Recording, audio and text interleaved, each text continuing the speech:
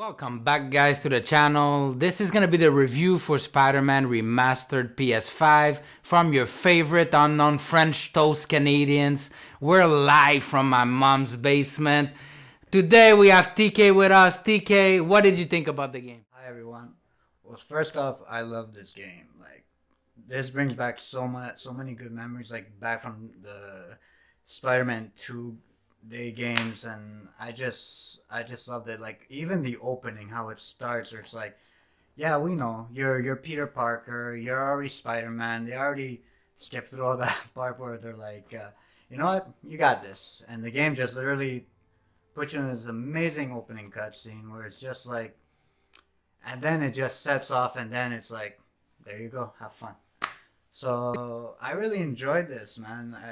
Out of a long time, like you know how you play video games, and like yeah, they come and go, but you know some that come and they stay long, and then you know when you don't play them for a while, because this came out back in 2018, mind you.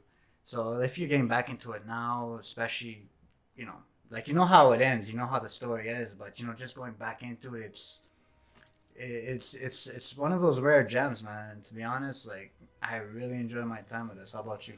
Nah, I'm gonna be honest with you, man. I really like the game too, man. Story-wise, it was captivating.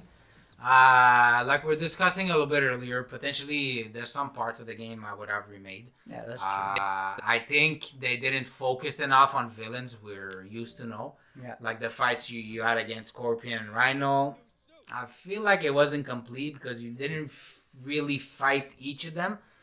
Because it felt more like a combined fight where you got rid of them both together, and then you had the same type of fight against Vulture and Electro at the same time. So, but then again, the game was long enough that way. So adding those extra steps, I believe the game was potentially going to be even longer, potentially too long. Yeah, of course.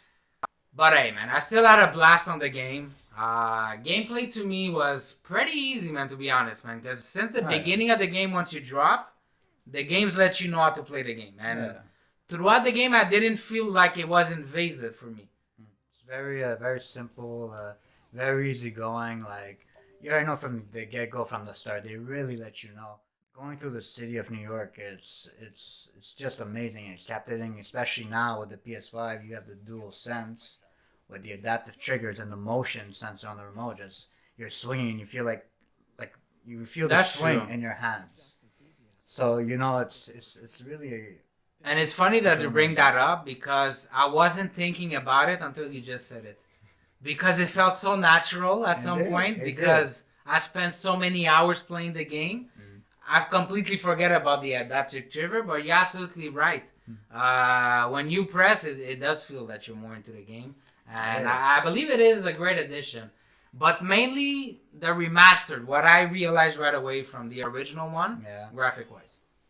No, that's true. Graphic-wise, for me, wow, that was game-changing. Because I'm a big fan of the game, and I really love the game. And you know me, I don't platinum a lot of games. This one was one of the first games I platinum. That's how enjoyable this game is for me. Like it pushes you and it tells you like, oh man, you want to keep going, keep going. It did, because I wanted to get all the costumes, I wanted to get all the skills, I wanted to unlock everything. This is why when this game came out remastered, I wanted to buy it. But basically, that's the thing that's cool though with this game and trophies. Like it tells you to do a little bit additional shit, but the majority it's like play the game, do the story, do all the side stuff.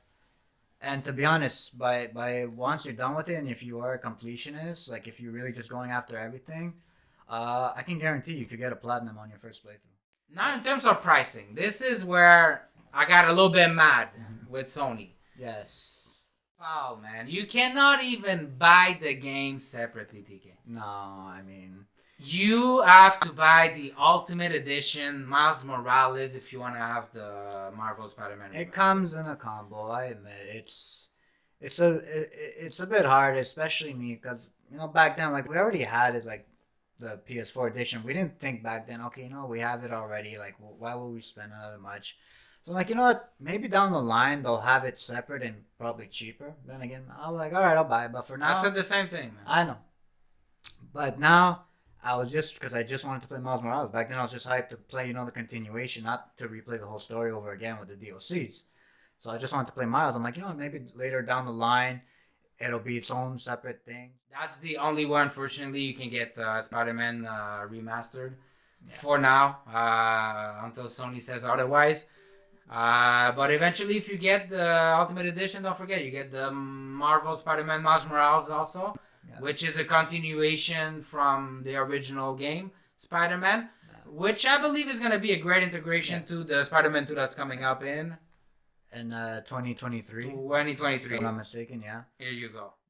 With that being said, TK, what's your grade out of 10, man? How would you grade this game, man?